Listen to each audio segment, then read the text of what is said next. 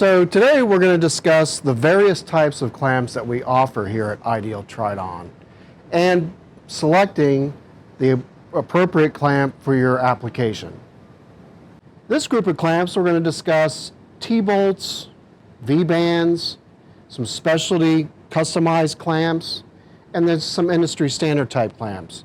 So the T-bolts are very common in your agriculture, farming type markets, any type where you need a more robust clamp. It's got a 3/4 band.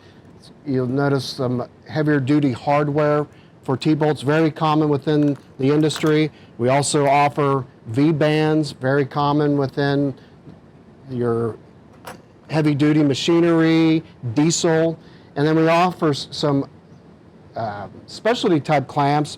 We can put holes in them, we can put clips on them, we can put notches in the bands, and then we also offer bands for bundling, for well drilling, pinch clamps, and fuel injector clamps.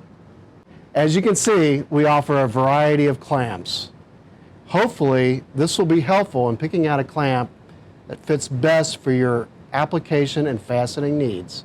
You can find out more about our clamps on our website, idealtridon.com.